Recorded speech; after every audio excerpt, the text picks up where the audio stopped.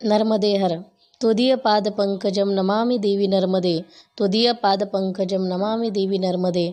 आज 2.25 वर्षाच्या बालराघवची पायी नर्मदा परिक्रमा अनुभव कथन व तीर्थ महात्म्य वर्णन 2018-19 भाग पहिला। आज तशी राघवची पायी नर्मदा परिक्रमा अनुभव कथन ही रेकॉर्डिंग सुरू करायची आहे, पण तशी हिम्मतच होत नाही आहे।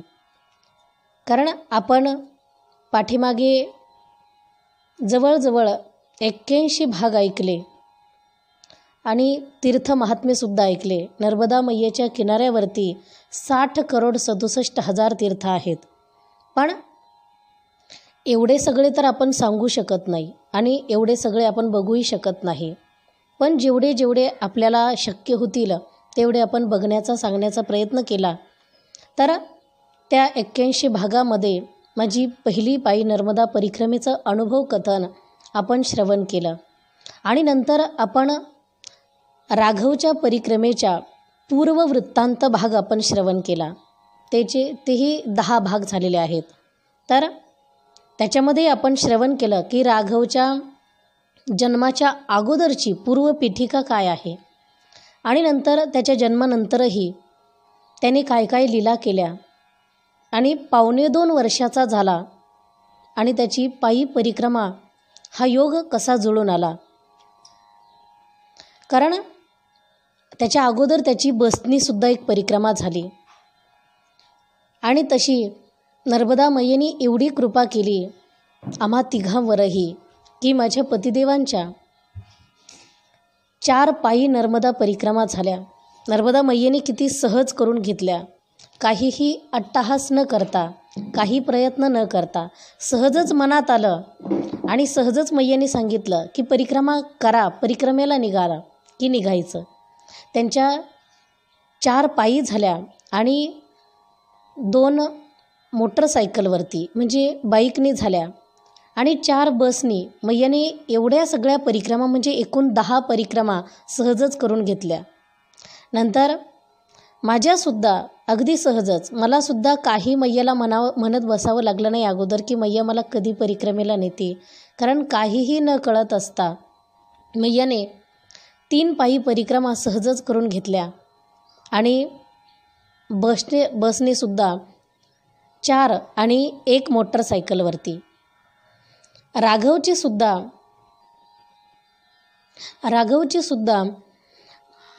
3 परिक्रमा बसनी झालेल्या आहेत आणि 1 पायी म्हणजेच मैया किती सहज आणि मैयाने खूप कृपा केली म्हणून माझ्या पतिदेवांच्या एकूण 10 परिक्रमा झाल्या। माझ्यासुद्धा मैयेने 7 परिक्रमा करून घेतल्या आणि राघवच्या सुद्धा 4 परिक्रमा आणि त्याच्यानंतर हा रेकॉर्डिंग करण्याचा योग आला। म्हणून पण राघवची पहिली 1 बसनी झालेली आणि दुसरी लगेच राघवची पायी परिक्रमा सुरू होते, ती म्हणजे गुरुवर्यांच्या कृपाशीर्वादाने। कारण तसं ती गुरुवर्यांची कृपाच होती पायी परिक्रमा करून घेण्याची। म्हणून गुरुवर्यांच्या कृपाशीर्वादाने आणि नर्मदा मैयेच्या कृपेने अगदी 3 महिने अगोदर म्हणजे 19/8/2018 रविवारच्या दिवशी दुपारी नर्मदा मैयेने आमच्याकडून संकल्प करून घेतला की म्हणा तुम्ही आम्ही पायी परिक्रमा करू। हे पूर्ववृत्तांत भागामध्ये आपण श्रवण केलेलं आहे, करू शकता। तर 19/8/2018 हा संकल्प झालेला आणि त्या संकल्पासाठी मैयेने किती झटपट योग आणला, बरोबर 3 महिन्यांनीच तो योग आला।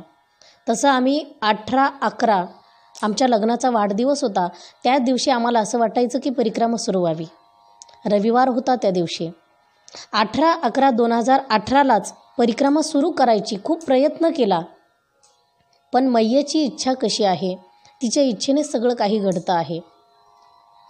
म्हणून आम्ही सगळी तयारी करून ठेवलेली आहे, पण राघव जो झोपला तो उठायलाच तयार नाही। दिवसभर वाट बघूनसुद्धा उठला नाही। मग आता संध्याकाळी कशाला परिक्रमा सुरू करायची, म्हणून दुसऱ्या दिवशी योगायोगाने सोमवार आला आणि बघा आजसुद्धा किती महत्त्वाचा दिवस की परिक्रमेची रेकॉर्डिंग सुरू करायची आहे. तर खूप टाळत कारण राघवच्या परिक्रमेची आठवणच काढायला खूप भीती वाटते. म्हणून पण आज सोमवारच्या योगाने अचानकच मैयाने असं सांगितलं की आज रेकॉर्डिंग सुरू व्हायला पाहिजे. म्हणून आज 23/11/2020 आणि वार सोमवार या दिवशी परिक्रमेची रेकॉर्डिंग सुरू होती आहे. हा पहिला भाग परिक्रमेचा. म्हणून कारण ते पूर्ववृत्तांत ते वेगळं आहे आणि इथून पुढे परिक्रमा सुरू होती आहे म्हणून यालाच आपण पहिला भाग म्हणणार आहोत.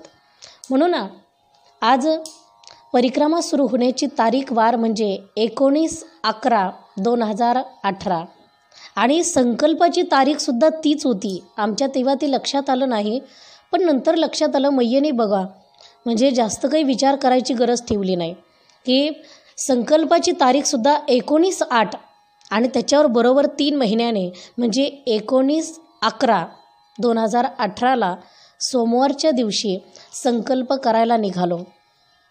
आता आम्ही दोघंही पती पत्नी पहाटे तसं 4 वाजताच जाग यायची.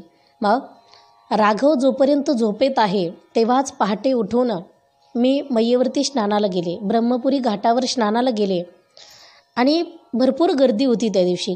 कारण त्या दिवशी कार्तिकी एकादशी होती, ती म्हणजे देवउठी एकादशी. भगवान पंढरीनाथ, भगवान महाविष्णू 4 महिने झोपलेले असतात म्हणजे दक्षिणायन चालू आहे.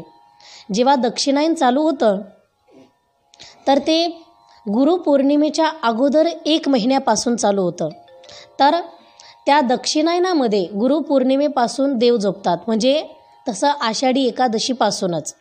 आषाढी एकादशीला देव झोपले की थेट कार्तिकी एकादशीला उठतात म्हणजे 4 महिने झोपतात. तशी देवांची 6 महिन्याची रात्र आणि 6 महिन्याचा दिवस असतो. तर 6 महिने देव उठलेले असतात. पण आता काही रात्र झाल्याबरोबर लगेच थोडं झोपतात, म्हणून रात्र झाल्यावर 1 महिन्यानंतर झोपतात आणि पहाटेच उठतात म्हणजे 1 महिना अगोदरच उठतात. म्हणजे पहिला 1 महिना आणि शेवटचा 1 महिना अगोदरच उठलेले असतात. म्हणजे 4च महिने तशी देवांची झोप असते, त्याला चातुर्मास म्हणतात. तर आम्हा दोघं पती पत्नींना 4 महिन्याचा उपवास होता. एक भुक्त. एकदाच जेवण करायचं, मध्ये चहा वगैरे दूध फराळ काहीच घ्यायचं नाही. राघव तसा अंगावर पीत होता म्हणून माझ्या आईवडिलांचा सगळ्यांचा खूप विरोध असायचा या उपवासाला.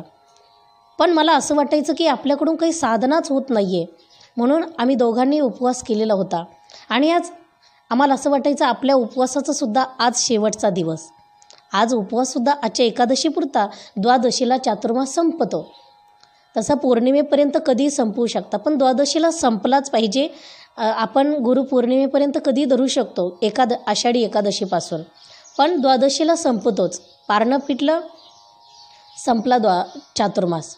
म्हणून आज चातुर्मासाची सुद्धा समाप्ती होती आणि कार्तिकी एकादशी, मैयाचं स्नान. म्हणून पहाटे 4लाच उठले. माझ्या पतिदेवांनी सांगितलं की मी राघवजवळ थांबतो, कारण राघव अजून झोपेत आहे, पण पहाटे 5च्या नंतर तो कधी उठू शकतो. म्हणून आज पहिलाच दिवस आहे, एकमेकांना खूप सांभाळून घ्यायचं आहे. म्हणून मी पहिली उठले आणि घाटावरती स्नानाला गेले. खूप गर्दी होती तिथे. मैयाचा तो घाट बघितला आणि तिथे खूप आनंद वाटत होता. पण मैयाला खूप आग्रहाने बोलत होते, मैया तू एवढं प्रयत्नाने आम्हाला इथपर्यंत आणलं, पण याच प्रयत्नाने तू परिक्रमासुद्धा पूर्ण करून घे, कारण आज आमचा संकल्प होणार आहे. आणि आज संकल्प झाला की आम्ही बंधनात आहोत, तुझ्यात बंधनात आहोत. मग काही झालं तरी मी तुला आत्ताच सांगून टाकते, माझ्या राघवची आणि आमची पायी परिक्रमा ही गुरुवर्यांसाठी सुरू होती आहे. ही पायी परिक्रमा तुला पायीच पूर्ण करून घ्यायची आहे. हा शब्द तू शेवटपर्यंत ध्यानात ठेवायचा आहे. कारण मी एवढा हक्काने मी तुला कधीच बोलले नाही, पण आज मी एवढा हक्काने तुला शेवटच्या दिवसापर्यंत बोलणार आहे की ही पायी परिक्रमा पायीच पूर्ण करून घे. कारण राघव खूप लहान आहे. कुणालाच वाटत नाही की तो पायी परिक्रमा करू शकेल. आम्हालाही माहिती नाही आहे, पण गुरूंचा आशीर्वाद आहे.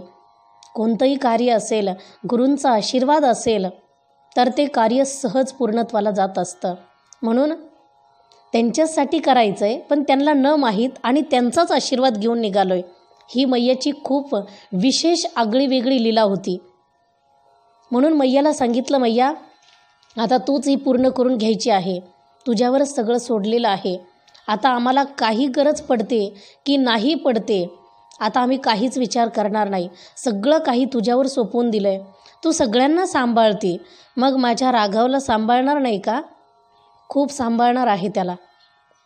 कारण मोठ्या मोठ्या माणसांना सांभाळते, झाडांना, वृक्षांना, पशूंना, पक्ष्यांना सगळ्यांना सांभाळते.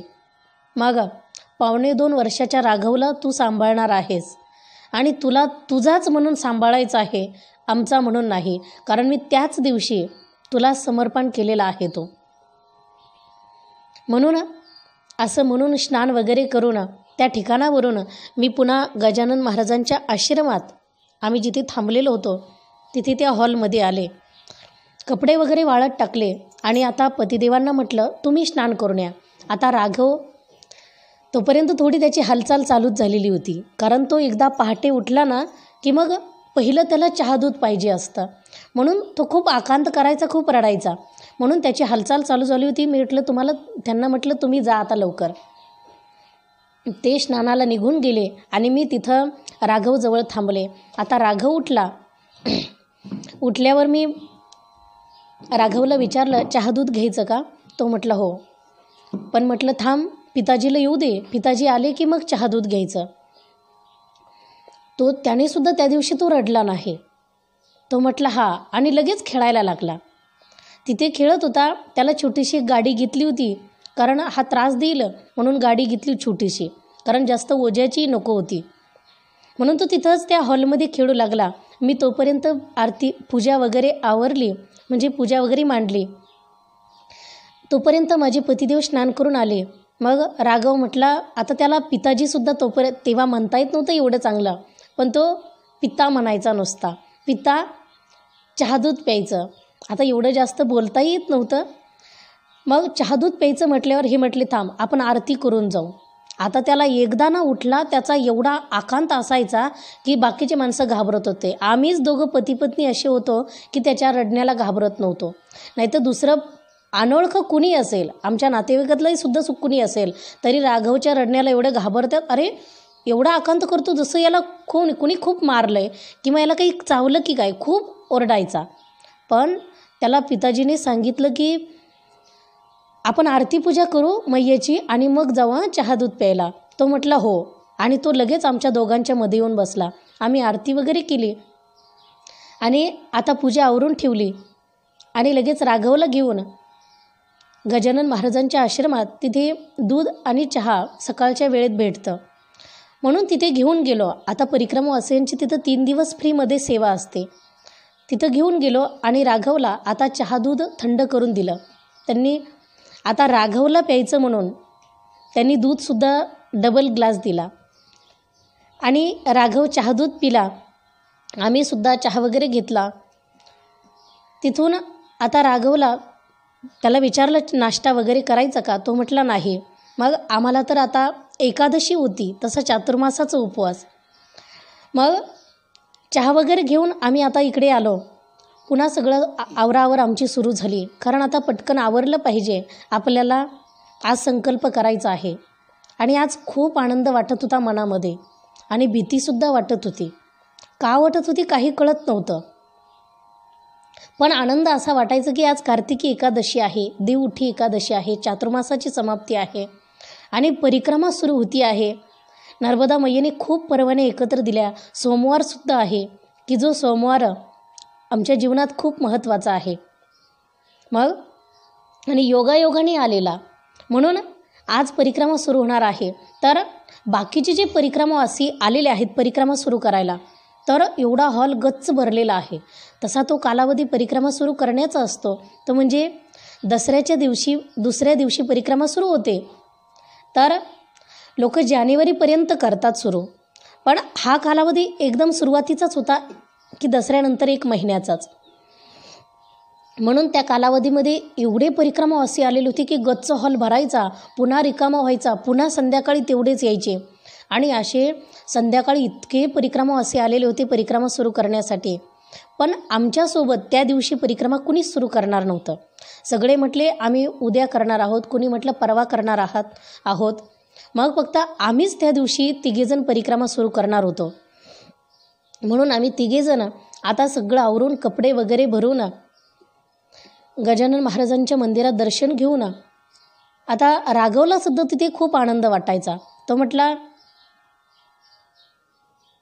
राघव म्हटला की मला इथं झाडून घ्यायचं. आता आम्हाला तर कौतुकच वाटायला लागलं, काही कळेच ना ह्याला का झाडून घ्यायचं. म्हणून त्याने तिथे जे सेवेकरी होते झाडून घेणारे, कारण तिथे स्वयंसेवक खूप आहेत, तर आणि ते सगळे त्यांच्या वेशात असतात. पांढरेच कपडे सगळ्यांना, पांढरे पायजमा, पांढरा शर्ट, पांढरी टोपी. आणि त्यांना मागू लागला मला झाडू पाहिजे. आता ते कसे झाडू देणार त्यांचं काम टाकून.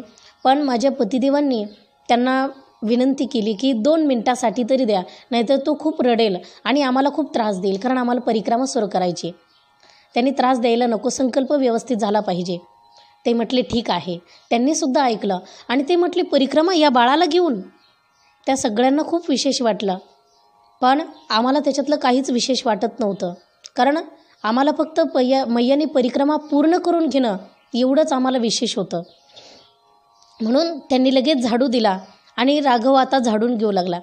त्यावेळी त्याची थोडे व्हिडिओ, थोडं फोटो वगैरे काढलेले आहेत त्या वेळचे. राघवने थोडं झाडून घेतलं आणि मग तो झाडू खूप जड आहे म्हणून त्याने झाडू असा रागाने फेकून दिला आणि मोठ्याने रडू लागला की झाडू खूप जड आहे, आता काय करायचं, याच्यासाठी छोटा झाडू कुठून आणणार. मग ठीक आहे म्हटलं, चल इकडं तिकडं नादी लावून त्याला आम्ही तिथून आता कपडे वगैरे भरून सगळ्या परिक्रमावासियांना सांगू लागलो की आम्हाला आता निघायचं आहे. सगळे एवढे कौतुकाने आमच्याकडे बघू लागले आणि सगळे एकमेकांना म्हणू लागले, अरे हा छोटा मुलगा परिक्रमेला चालला आहे, 2.5 वर्षाचा राघव परिक्रमेला चालला आहे, छोटा मुलगा परिक्रमेला चालला आहे. बाकीचे लोक म्हटले अरे छोटा मुलगा. मग सगळेच दरवाजापर्यंत त्या आले आणि दरवाजात येऊन उभं राहिले. तेव्हा राघवने का कुणास ठाऊक आणि कसं काही कळत नाही, पण एवढं सगळ्यांना मोहून टाकलेलं होतं की सगळे त्याला वाटं लावण्यासाठी थेट गेटपर्यंत यायची सगळ्यांची तयारी. आता त्या हॉलच्या बाहेर निघालो ना, सगळे दारात उभे होते आणि सगळे नर्मदे हर नर्मदे हर राघवला म्हणत होते. राघवने सुद्धा आता आम्ही बॅग पाठीवर घेतलेली होती, हातामध्ये आमच्या काठी कमंडल होता. राघवसुद्धा म्हटलं अरे माझं काठी कमंडल कुठे. थोडं बोबडं बोलायचं, एवढंही बोबडं नाही, पण तो म्हटला काठी कमंडल कुठे माझा. मग त्याचा काठी आणि कमंडल आम्ही बॅगला लटकवलेला होता. लगेच त्याने ओढून घेतला, मला लागतो माझा, तुम्ही कसं घेतलं तसं मला पण पाहिजे. लगेच त्याची आम्ही छोटी काठी बनवूनच नेली होती, कारण आम्ही जसं करतो तसंच त्याला लागतं म्हणून आम्ही बरोबर, आणि त्याचा संकल्प तर होणारच होता. त्यामुळे छोटी काठी त्याला बनवून नेली होती आणि आमच्या दोघांच्या तर पहिल्याच परिक्रमेतल्या होत्या. छोटासा कमंडलही घेतला होता त्याच्यासाठी, तो बसच्या परिक्रमेमध्येच घेतला होता. तर तो छोटा कमंडल आणि छोटी काठी लगेच दोन्ही पण घेतलं त्याने हातामध्ये आणि लगेच सगळ्यांना काठी कमंडल सह असा वरती हात करू लागला, नर्मदे हर सगळ्यांना. एवढं सगळे लोक, आणि ते म्हणू लागले, कारण जास्तीत जास्त महाराष्ट्रामधलेच लोक होते. त्यातले त्यात ते म्हणतो वैजापूर तालुक्यामधले 20 जण आलेले होते. तर त्यामधले सगळे वारकरी होते. सरला बेटच्या बाबाजींचे, नारायणगिरी महाराजांचे सगळे शिष्य होते. तर त्यांना सगळं काकडा भजन, सगळं भजन, वारकरी असल्यामुळे भजन खूप येणारं होतं. त्यामुळे ते तिथे सगळे दरवाजात उभे असता. हे म्हटले अरे पण बाकीचे म्हटले तो चाललाय परिक्रमेला, पण त्याचं नाव काय आहे. मग ज्याने ऐकलेलं होतं तो वारकरी, आता माझं नाव लक्षात नाही, पण ते म्हटले राघव नाव आहे. अरे सगळे म्हटले राघव परिक्रमेला चालला आहे, तो पुढं चालतो आहे, मागे वळून पाहतो आहे. आणि पण त्यावेळेचा आम्हीसुद्धा खूप भारावून गेलेलो होतो, आम्हीसुद्धा आम्हालाच विसरून गेलेलो होतो. पण त्यावेळी आम्ही व्हिडिओ वगैरे फोटो त्याचा काढू शकलो नाही. जेव्हा तो सगळ्यांच्या पुढे चालत होता, आम्ही त्याच्या पाठीमागून चालत होतो, पण आमचं त्याचं खूप अंतर पडलं होतं. आमच्या पुढे निघालेला होता तो. आता तर संकल्प करायलाच चाललेलो होतो अजून, पण तो जे वारकरी होते त्याच्यामधला एक वारकरी लगेच भजन म्हणू लागला.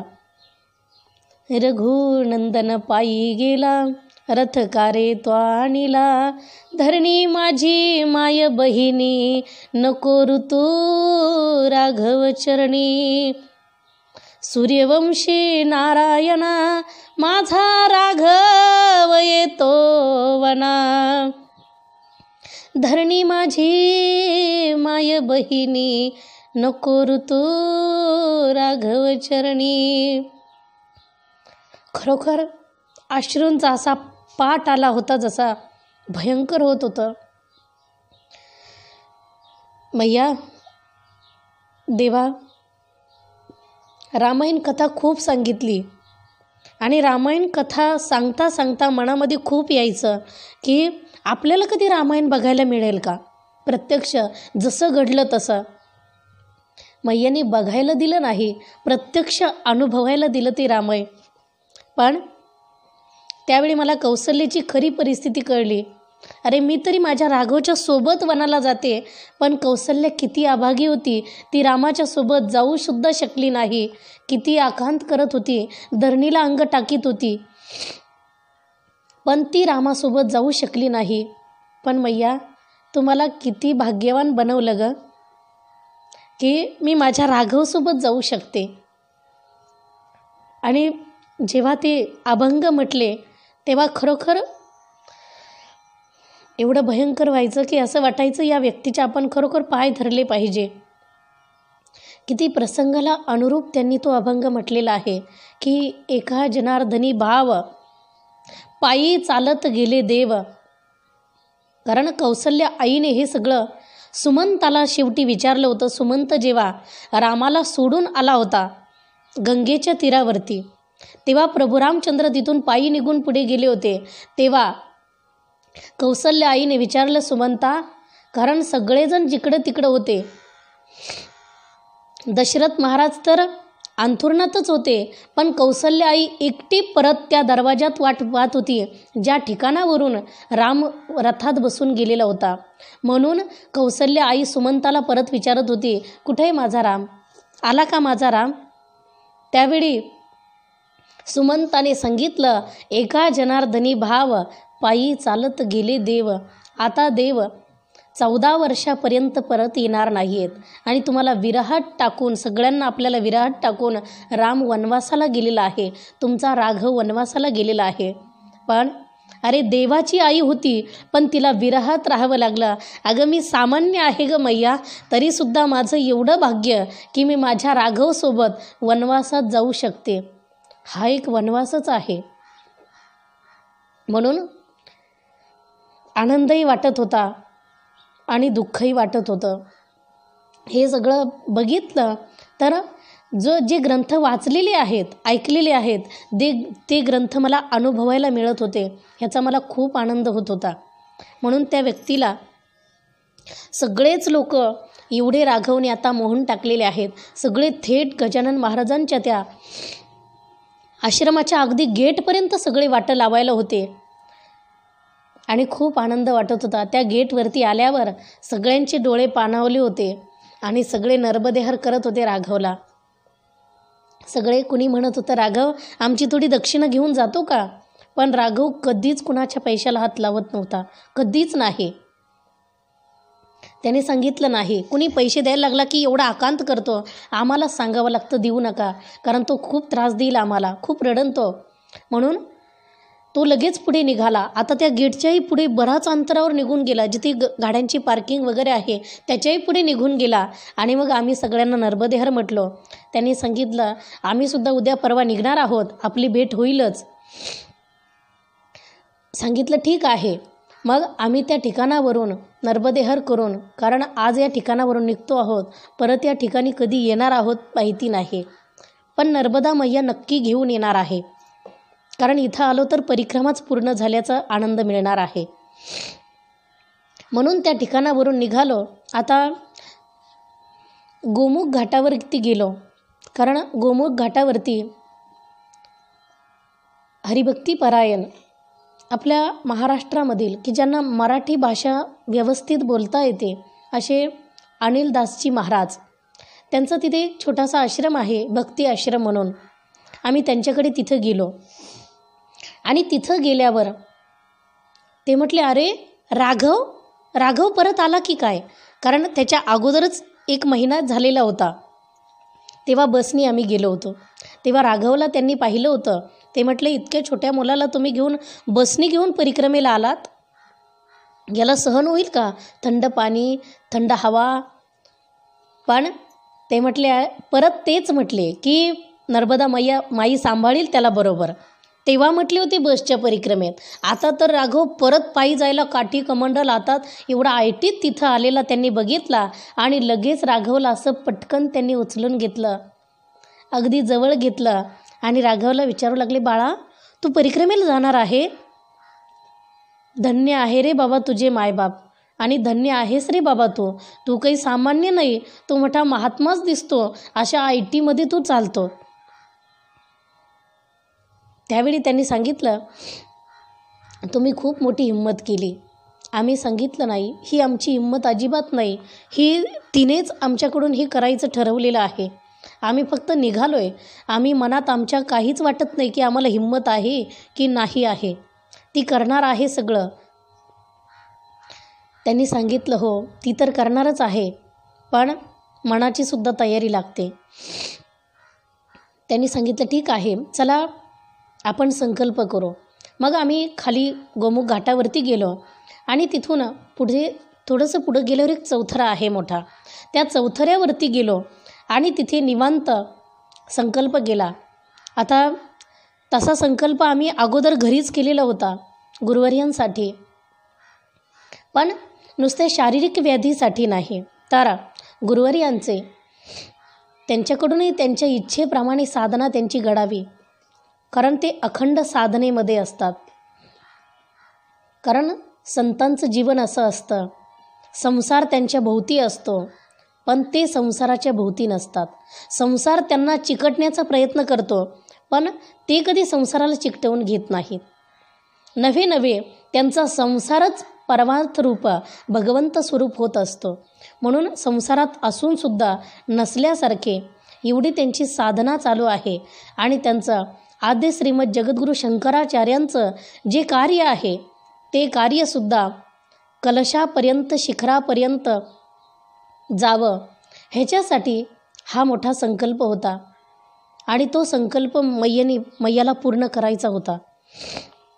म्हणून आम्ही त्या ठिकाणी संकल्प केला तिघांनी. आता राघवसुद्धा हातावर पाणी घेतोय, तांदूळ घेतोय, आणि आता राघवसुद्धा, कारण घरी असताना तो गुरुवर्यांसोबत कधी बोलायचा नाही, खूप रडायचा त्यांना बघितलं की. पण आता लगेच राघवची सुद्धा तयारी आहे गुरुवर्यांसाठी संकल्प करायचा, कारण 3 महिन्यापूर्वी त्याला संकल्प कशाला म्हणतात किंवा काय करायचं हे कळत नव्हतं.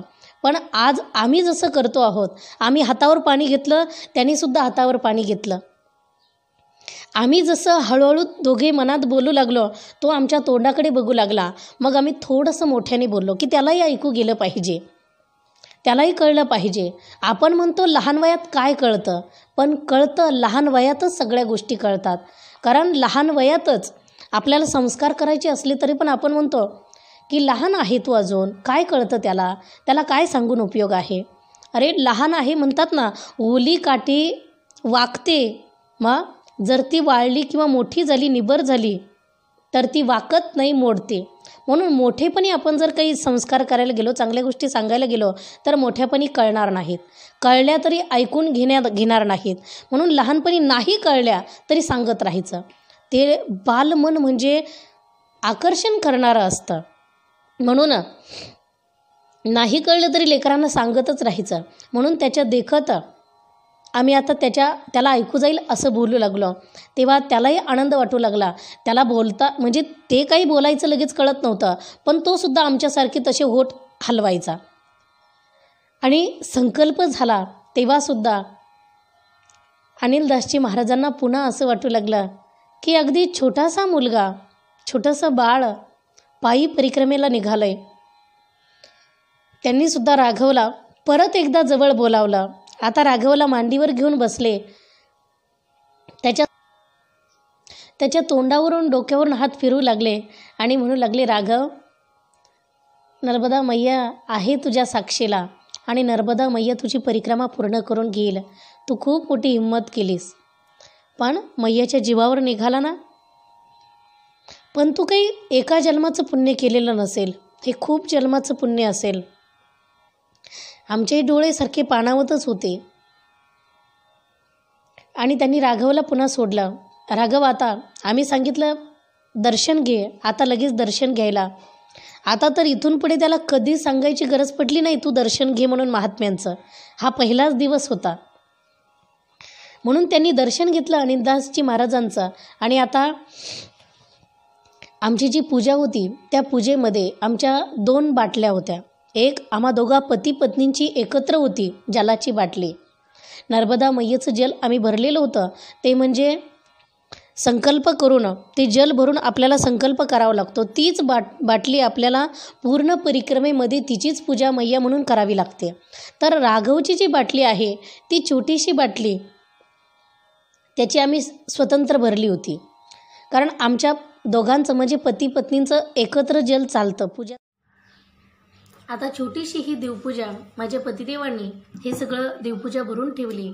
आणि राघवला लगेच अनिलदास महाराजांनी सांगितलं की आईवडिलांचं दर्शन घे, कारण आईवडील तर सगळं तीर्थ असतं.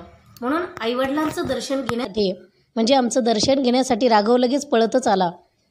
ते खूप मोठा चौथरा आहे तिथे. आणि लगेच आमचंही दर्शन घेतलं. आता तर खूप आनंद वाटत होता. मैया, तूच खूप संस्कार करणार आहे माझ्या राघववर, मी त्याच्यासाठी काहीच करणार नाही. आता तूच त्याचं दायित्व घेतलेलं आहे. खूप आनंद वाटत होता.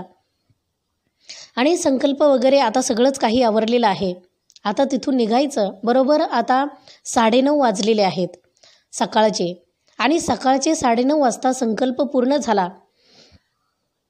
अनिलदास महाराजांना आता काही दक्षिणा वगैरे देऊन, कारण आपण त्यांच्याकडून फुकट किंवा अशी पूजा करून घ्यायची नसते, तर काही ना काही फुलाची पाकळी म्हणून दक्षिणा द्यायची असते. तर आता त्यांचं दर्शन वगैरे आम्ही सगळ्यांनी घेऊन तिथूनच त्याच ठिकाणावरून वरती चढण्यासाठी पायऱ्या आहेत. म्हणून त्याच ठिकाणी आता पायऱ्या चढू लागलो. कारण आता परत मागे यायचं नसतं. एकदा संकल्प झाला की परत आपल्याला गोमुखाकडे किंवा गजानन महाराजांच्या आश्रमाकडे आपल्याला परत येता येत नाही. एकदा संकल्प झाला की लगेच पुढंच निघायचं असतं, मागे यायचं नसतं. म्हणून आम्ही तिथून लगेच त्या पायऱ्या चढून वरती जाऊ लागलो. राघवसुद्धा लगेच आम्ही जशी काठी कमंडल घेतलेला आहे तसं काठी कमंडल त्याच्या हातात आहे आणि तसाच पुढे निघाला. काठी कमंडल घेऊन राघव चालू लागला. आता तिथे फोटो वगैरे तिथेसुद्धा काढलेले आहेत. त्या पायऱ्या इतक्या उंच आहेत. तेवढ्या सगळ्या पायऱ्या चढून राघव वरती चढला. आणि आता असं वाटायचं राघव खूप थकून जाईल, कारण तो खूप थकलाही नाही पाहिजे, म्हणजे त्रास देईल रात्री. कारण अजून एवढा जास्त आम्ही कधी चालवलेलं नाही आहे. म्हणून त्याला उचलून घेण्याचा प्रयत्न करू लागले तर तो खूप मोठ्याने रडायला लागला. तो म्हणायचा पायीच चालायचं. मग पायीच चालू लागला. तर आता ओंकारेश्वर हे क्षेत्र, हे गाव, अगदी पूर्ण गावाच्या त्या पेठेतून राघव पूर्ण पायी चालत होता. आनंदही वाटायचा, पण भीती वाटायची की हा खूप थकून जाईल. मग जवळजवळ 1-1.5 किलोमीटर पायी चालला. मग राघवला म्हटलं, अरे राघव, आता तरी उचलून घेऊ दे. तसं आम्हा दोघा पती पत्नींच्या पायात चप्पल बूट आता काहीच नव्हतं, कारण दोघांना आणवाणी करायचं असा आम्ही संकल्प केलेला होता. कारण आपण आपली साधना जितकी कठीण कडक करतो तितकं फल आपल्याला लवकर भेटतं अशी आमची भावना आहे.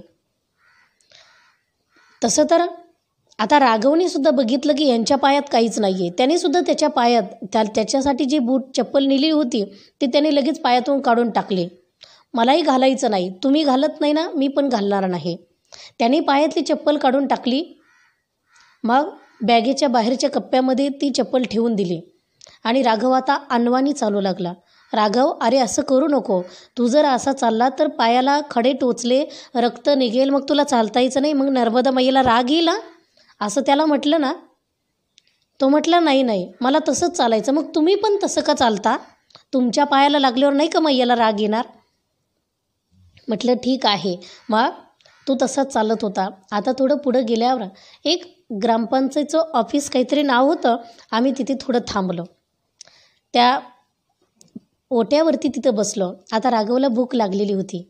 सकाळचं फक्त चहा दूध घेतलेला होता.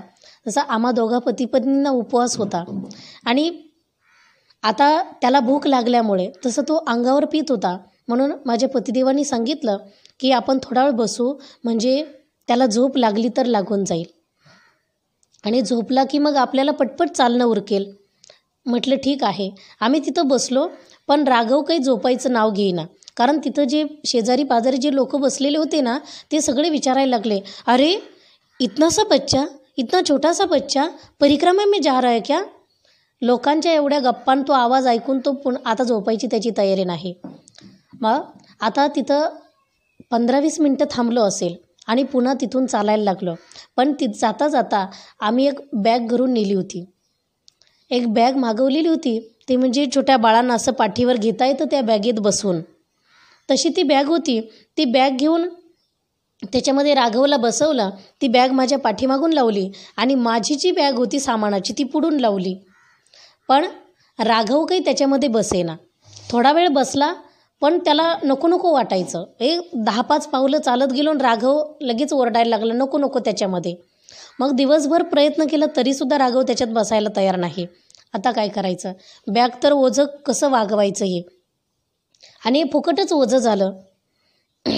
मग बॅग पुन्हा ती काढून घेतली. राघवला आता उतरवलं.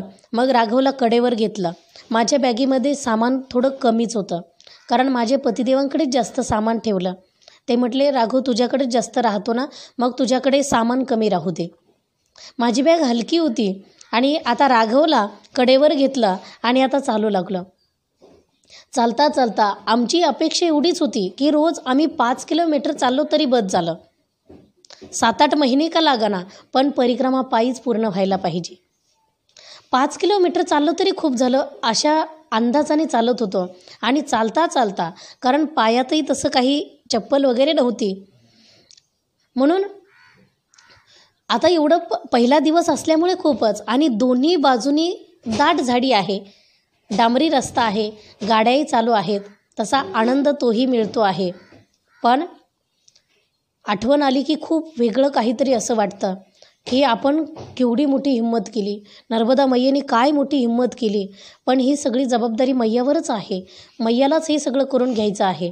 आपण म्हणतो देवाला संकटात टाकायचं, जास्त कठीण केलं म्हणजे देव संकटात पडतो, पण देवाचीच ती इच्छा आहे त्याने संकटात राहायचं.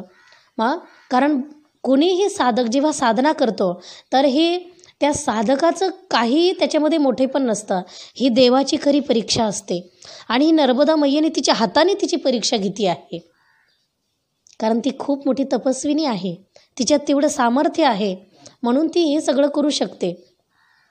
कसे आम्ही पुन्हा त्या ऑफिसपासून निघाल्यावर 4 किलोमीटर कसे चालून गेलो काहीच कळलं नाही. अरे आपण तर 11:15 वाजेपर्यंत, म्हणजे 11:41पर्यंत आपण ते शिवकोठीला आलो आहे.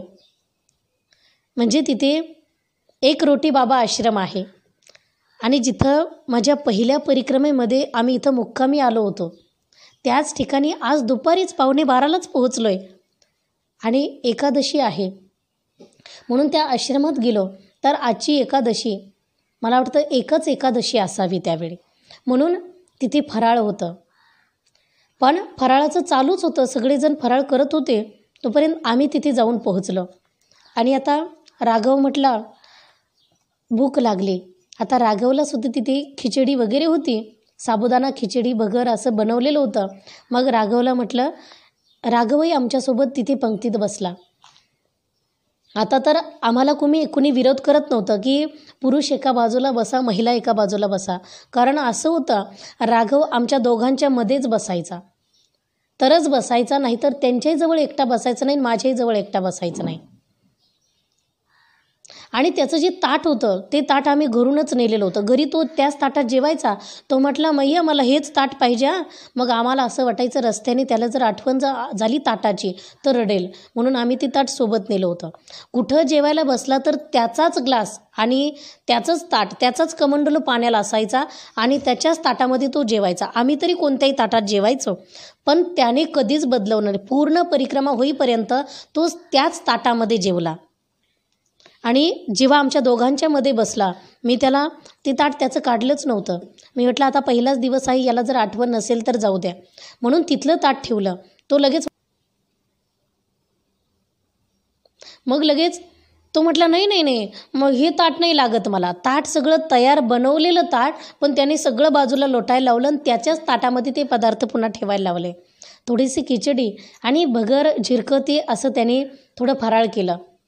आम्हीसुद्धा फराळ केला आणि फराळ करत असता, कारण बाकीच्यांचं फराळ झालेलं होतं, थोडे काही 4-2 लोक आमच्यासोबत होते, त्यांचंही झालं, ते उठून गेले. पण राघव जोपर्यंत खातो आहे त्याचं हळूहळू खेळत मिळत मग आम्हाला तोपर्यंत बसून राहावं लागलं. तेवढ्यात तिथे एक महात्मा आले, कारण तिथे खूप महात्मा आहेत. त्यामधले एक आले, खूप वयस्कर होते. ते म्हटले, अरे परिक्रमा में जा रहे क्या? माझे पतिदेवांनी सांगितलं हो. ते म्हटले, अरे तुम्ही तर खूप विशेष आहात. आणि राघव म्हणजे हे बाळ किती वर्षाचं आहे? सांगितलं 1.25 वर्षाचं आहे. ते म्हटले, अरे हे बाळ किती वर्षाचं आहे? सांगितलं 1.25 वर्षाचं. ते म्हटले, काही मन्नत आहे क्या? म्हणजे काही नवस आहे का? कारण हा प्रश्न आता इथून पुढे आम्हाला रोजच होता. म्हणून ही तर पहिलीच वेळ होती मन्नत म्हणायची. आम्ही खूप आनंदात सांगितलं, नाही नाही, त्याच्यासाठी नवस नाही आहे, मन्नतच म्हणायची, पण त्याच्यासाठी नाही. तर आमच्या गुरुवर्यांसाठी आम्ही हा परिक्रमेचा संकल्प केला. नवे नर्मदा माईनेचा हा संकल्प आमच्याकडून करून घेतला. ते म्हटले, अरे पण तुम्ही पहिल्यांदाच आला असेल तर तुम्हाला हे सगळं कसं जमेल? माझ्या पतिदेवांनी सांगितलं, नाही, तशी नर्मदा माईने माझी ही 4थी वेळ आहे, माझ्या पत्नीची 3री वेळ आहे आणि राघवची पहिली वेळ. ते म्हटले, अरे बापरे, म्हणजे तुम्ही कधी केल्यात एवढ्या सगळ्या परिक्रमा? सांगितलं, माझ्या पतिदेवांनी सांगितलं की लग्न झाल्यावर 1 महिन्यात नर्मदा माईने लगेच बोलावलं होतं. मग त्यांना खूप विशेष वाटलं. ते म्हटले, अरे लग्न झाल्यावर लगेच परिक्रमा करून घेतली मैयाने. आणि आता गुरुवर्यांसाठी दुसऱ्यांसाठी सुद्धा मैयाने तुमच्याकडून ही परिक्रमा छोट्याशा बाळाला घेऊन करून घेते आहे. हे विशेषातलं विशेष आहे. त्यांना खूप आनंद झाला. ते म्हटले, तुम्ही करता आहेत ठीक आहे, पण मी तर तुमच्यासाठी काहीच बोलणार नाही. मला या बाळासाठीच बोलावंसं वाटतं की हा बाळ खूप पुण्यवान असेल. अरे आम्ही महात्मा असूनसुद्धा आम्ही परिक्रमा पायी करू शकत नाही, ते राघव एवढ्या कमी वयात करतोय, खूप विशेष आहे. तसं ते त्यांच्या मनाचं मोठेपण असेल, पण महात्मे परिक्रमा करतात आणि जे करतात ते थोडंच सांगतात आपल्यासारखं. म्हणून त्यांनी खूप कौतुक केलं आणि सांगितलं की आता लगेच निघायचं का फराळ झाल्यावर? माझ्या पतिदेवांनी सांगितलं, नाही, आम्ही आता याच्या मूडवरच चालणार आहोत. ते म्हटले, आराम करायचा असेल तर वरती ना एक मोकळा हॉल आहे, तिथे हवा वगैरे व्यवस्थित लागेल, मी तुम्हाला तो उघडून देतो, तुम्ही तिथं आराम करा आणि थांबायचं असेल तर आज थांबा. माझ्या पतिदेवांनी सांगितलं, नाही, कारण आता रोजच सांगावं लागायचं की राघवच्या मूडवर चालावं लागतं, आमच्या म्हणण्यावर काहीच नाही. तो जसं म्हणेल तसं, कारण त्याच्याकडून खिळीमिळी करून घ्यायचं आहे, त्याला त्रासही द्यायचा नाही आणि त्रासूनही त्याच्याकडून करून घ्यायचं नाही आहे. तर त्याने आनंदात हे सगळं केलं पाहिजे. म्हणून फराळ वगैरे झालं आणि आता ताटं धुवून आम्ही तिथं ठेवून दिले. राघवसुद्धा आवरून पायऱ्या चढत लगी वरच्या मजल्यावर गेला. तिथं गेल्यावर सगळी जाळी लावलेली होती. बाहेरच्या बाजूने एवढे सगळे वानरं होते, माकडं होते, खूप त्रास द्यायचे, पण जाळी लावलेली होती त्यामुळे त्यांना आत येता येत नव्हतं.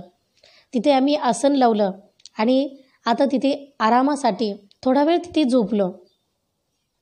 तर राघवसुद्धा तिथे झोपला. आता खूप आनंद झाला की आता दुपारच्या वेळी राघव झोपायचाच, म्हणून त्याची झोप झाली दुपारची, तर दिवसभर चालायला पुन्हा त्रास देणार नाही, म्हणून त्याची दुपारा झोप झाली. आता 11:15 वाजता तिथे थांबलेलो होतो. 1, 2 पुन्हा 2:45ला राघव उठला. तसा 2:30लाच उठला, पण 2:45ला आम्ही आवरून तिथून शिक्का घ्यायला खाली गेलो. तर तिथले जे महात्मे होते, आता ते तिथं कोणतेही महात्मे कधी येऊ शकतात, किती दिवस राहू शकतात, पण ते महात्मे म्हटले, अरे तुम्ही इथं पहिले आले होते का? माझ्या पतिदेवाने सांगितलं, हो, आमची पहिली परिक्रमा म्हणजे आमचं नवीन लग्न झालं तेव्हा आलो होतो, तेव्हा मुक्काम केला होता. ते म्हटले, अरे त्यांच्या त्यावेळची गोष्ट ध्यानात आली असावी. आणि आमच्याही ध्यानात येतच होतं की इथले महात्मे आपल्याला बोलले होते की इकडे काही हनीमून मनवायला आले का, असं म्हटले होते. ते हसून म्हटले होते आणि खूप हसले होते आमच्यावर. पण नंतर त्यांनी कौतुक केलं, सांगितलं, अरे तुम्ही साधना करायला निघालात, तुम्ही विशेष आहात, तेव्हा म्हटले होते. पण आतासुद्धा त्यांनी सांगितलं, अरे छोट्याशा बाळाला घेऊन निघालात, खूप मोठी हिंमत आहे हां, पण ती माई आहे सांभाळायला. अरे तिच्या कुणीच नादी लागत नाही आणि तिला कुणी टार्गेट करू शकत नाही की असंच करणार आणि तसंच करणार. तिच्या म्हणण्याने जे होईल तेच, कारण ती शिवपुत्री आहे आणि कुमारी आहे आणि साधना करणारी, स्वतःच तपस्विनी आहे. त्यामुळे तिच्या कोणी नादी लागत नाही. तिच्यासमोर नम्रच राहावं लागतं. किती मोठा झाला ना तरी त्याने कधी शहाणपण दाखवायचं नाही. आणि सगळ्यांना सांभाळती तर राघवला नक्कीच सांभाळेल. आणि असं बोलून त्यांनी शिक्का वगैरे तिथून दिला. आम्ही त्या आश्रमातून आता नर्मदेहर करून तिथून बाहेर निघालो, रस्त्याला लागलो. पण त्यावेळी ऊन खूप कडक पडायचं. थंडी अजून कमीच होती, एवढी थंडी वाढलेली नव्हती. पण ऊन एवढं पडायचं की भयंकरच ऊन होतं.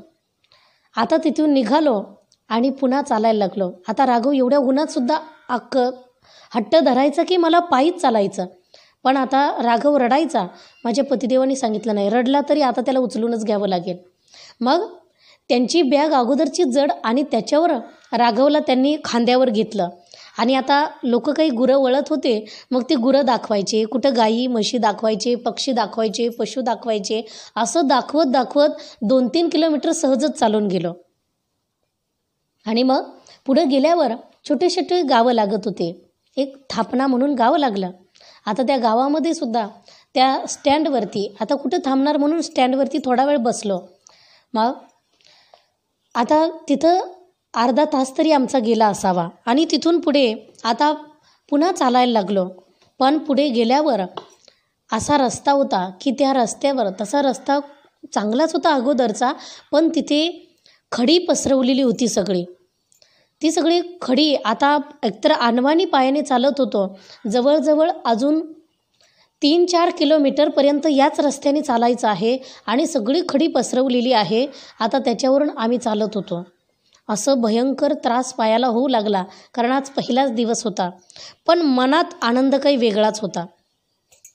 एवढा आनंद वाटायचा की आज पहिलाच दिवस आहे, आपण इतकं चाललो, मैने इतकं चालवलं. अरे 5 किलोमीटर तर शिवकोटीपर्यंतच झालं होतं. आता तर पुन्हा 3-4 किलोमीटर चालून आलो. अजून 2-3 किलोमीटर गेलं की आणखीच बरं राहील. म्हणून त्या खडीवरून चालत होतो. आता राघव पुन्हा हट्ट करायचा, कारण झाडांची आता सावली खूप होती, मोठे मोठे झाडं आहेत आणि आता ऊनही थोडं कमी झालेलं होतं. म्हणून पुढे डाव्या हाताला एक नवीनच हॉटेल झालेलं होतं.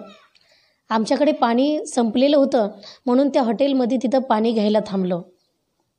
पाणी वगैरे तिथून भरून घेतलं. पण राघव म्हटलं चहा दूध प्यायचं. पुन्हा त्या हॉटेलवाल्याला चहा दूध बनवायला सांगितलं. मग दूध असं बनवायचं, दूध थंडच द्यायचं, त्याच्यामध्ये गरम चहा थोडा टाकायचा आणि थोडंसं गरम झालं की पुन्हा त्याचं रडायचं सुरू व्हायचं. थोडं थंड असलं तरी पण रडायचा. मग एवढं झटपट वेळेत त्याच्या तयार असलं पाहिजे, नाहीतर एवढा आरडाओरडा की बाकीचे लोक घाबरून जायचे. म्हणून पटकन चहा दूध बनवून दिलं आणि तिथं थोडा वेळ थांबून पुन्हा चालायला लागलो. नर्मदेहर म्हणत त्या दगडावरून जपजप पाऊल टाकतच होतो, कारण आता काही त्रास झाला तरीसुद्धा हे चालूनच जायचं आहे. म्हणून पुन्हा 3 किलोमीटर चालून पुढे गेलो तर तो रस्ता आता ती खडी संपली. मग पुढे मैयाही दिसू लागली आणि इकडून तिकडून आश्रमही दिसायचे. आनंद खूप वेगळाच वाटायचा, कारण हा पहिला दिवस होता, खूप भयंकर होता तसा. आणि पुन्हा आता तर बरंच अंतर चालून गेलेलो होतो, म्हणजे जवळजवळ 11-12 किलोमीटर आम्ही दिवसभर चाललो. ह्याचा खूप आनंद वाटायचा.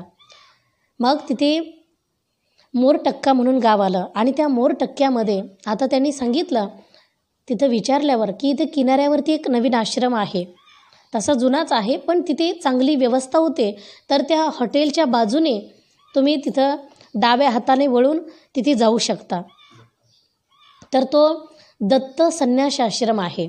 त्या ठिकाणी खूप व्यवस्था होते आणि लहान बाळ आहे त्यामुळे तुम्हाला तिथं व्यवस्थाच पाहिजे झोपण्याची वगैरे, तर तुम्ही तिथं जाऊ शकता. आता आम्ही तिथून गेलो आणि आता पुढे मैयावर म्हणजे मैयाच्या अगदी किनाऱ्यावरती तो रस्ता मैयावरून जातो आहे, तो म्हणजे खंडवा ते इंदोर असा तो रस्ता आहे. पलीकडच्या बाजूला खिडीघाट आहे आणि त्याच्या पुढे लगेच बडवाह आहे. म्हणून त्या ठिकाणी आता पुलाच्या डाव्या बाजूने आम्ही खाली उतरलो आणि आता त्या किनाऱ्याने चालून लगेच थोडंसं अंतर चालून गेल्यावर वरती आश्रम होता, श्री दत्तात्रेय संन्यास आश्रम खिडीघाट म्हणून. त्या आश्रमामध्ये गेलो. तिथं गेल्यावर तिथे एक सेवेकरी होता, तरुणच मुलगा होता.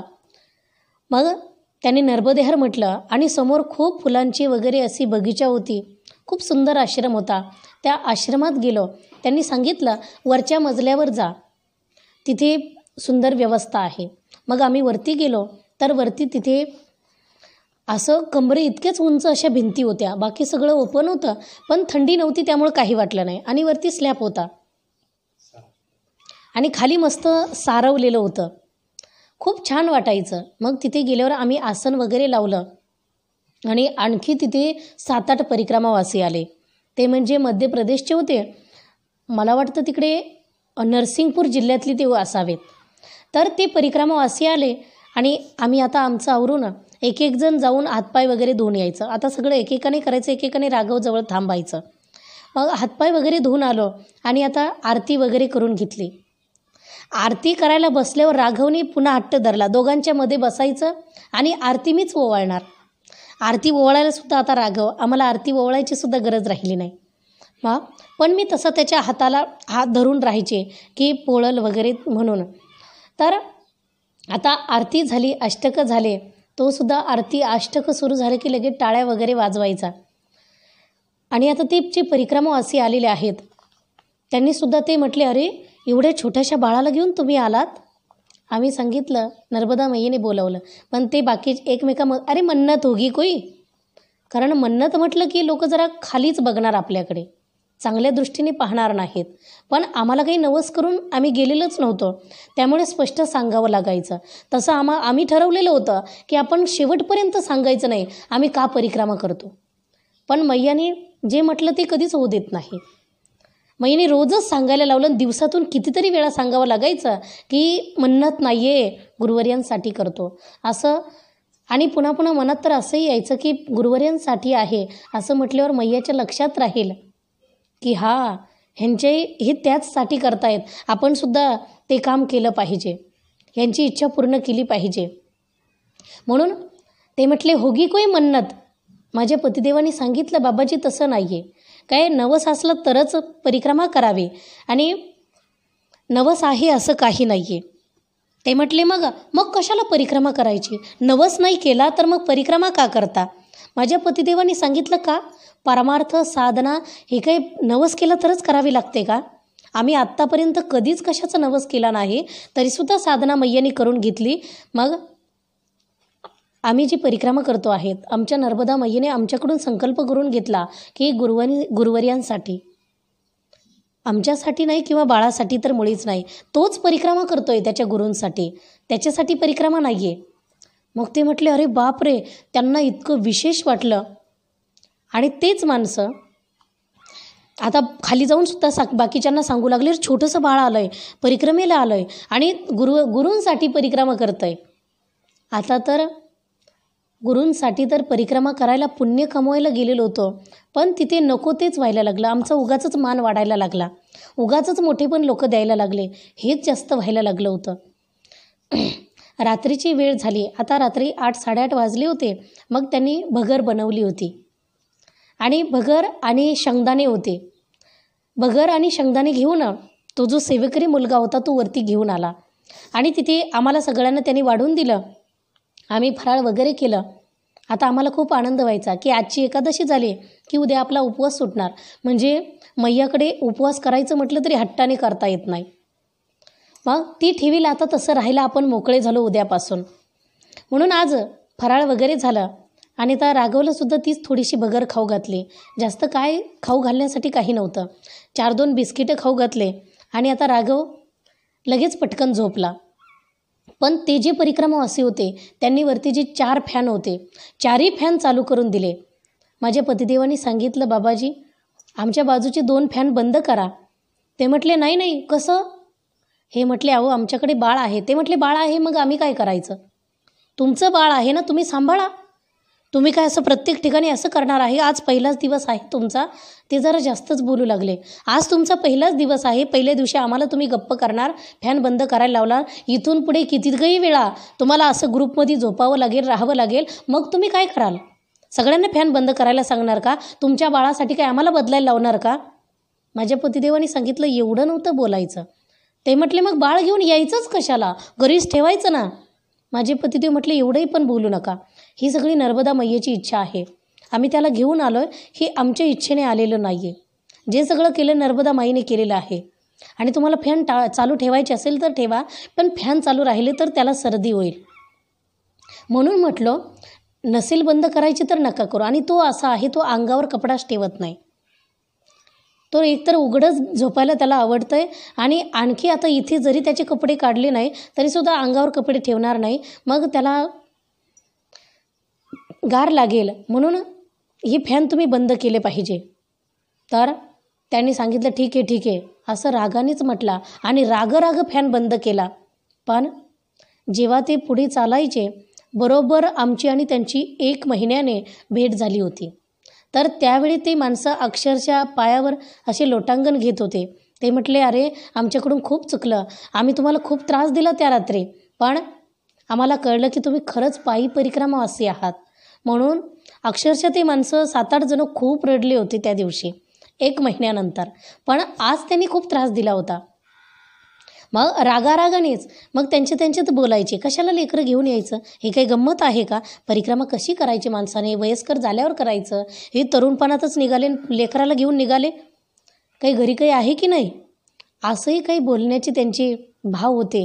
पण नर्मदा मैया सगळी पाहत होती. आपण निरपेक्ष आहोत. आपल्याला कशाची अपेक्षा नाही. आपल्याला फक्त परिक्रमा हाच आपला एक हेतू होता. म्हणून त्या दिवशी, त्या रात्री, त्या ठिकाणी अशा प्रसंगामध्ये आता तर आम्ही दोघं म्हणू लागलो, राघव आता झोपलाय, पण अवघडच दिसतंय पुढचं. पहिल्याच दिवशी एवढी परीक्षा, पुढे कसं होणार आहे? ते म्हटले, मैया आहे ना, मग कशाला काळजी करते? म्हटले, ठीक आहे. मग त्या ठिकाणी आता आम्ही दोघंही विचार करू लागले की आपण काही सामान आपण इथं ठेवून जाऊ. एवढं सामान घेऊन जायचं नाही. ते म्हटले, ठीक आहे, आपण सकाळी बघू ते सगळं. आणि त्या ठिकाणी आता राघवही झोपलेला आहे आणि आम्ही दोघं पती-पत्नीसुद्धा आता राघवला मध्ये घेऊन दोन्ही 2 बाजूने आता एकमेकांना नर्मदेहर म्हणून त्या ठिकाणी इथेच विश्राम झाला आजचा पहिल्या दिवसाचा. म्हणून इथेच थांबते नर्मदेहर.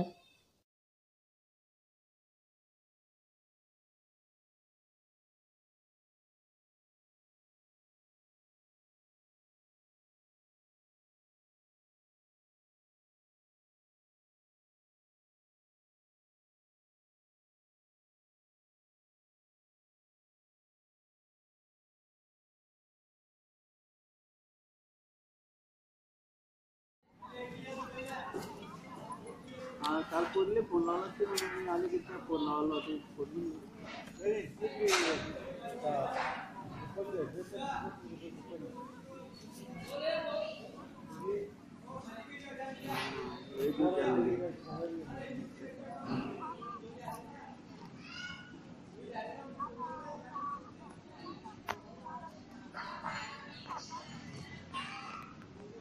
काल आणि ते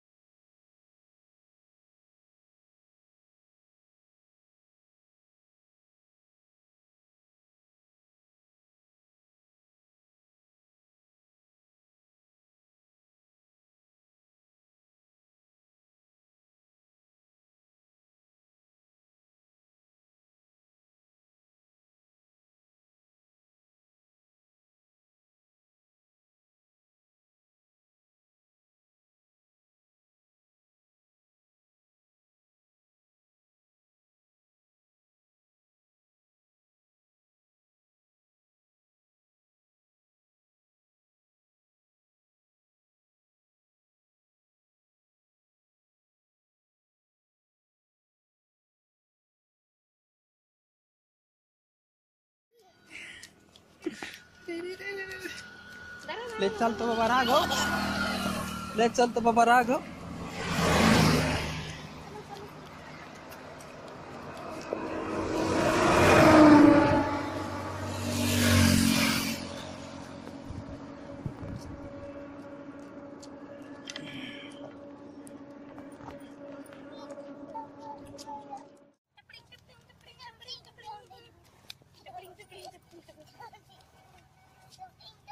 नर्मदे हर, नर्मदे हर.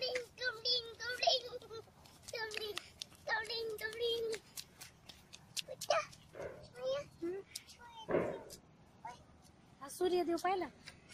बापरे, सूर्यदेव पण माहिती तुला? वा वा वा वा वा वा वा.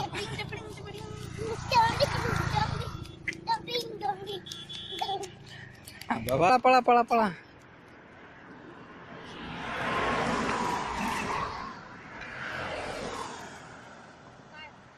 काढा काढा फोटो काढा. चला आता चला फोटो काढा करता उभा राहतोय.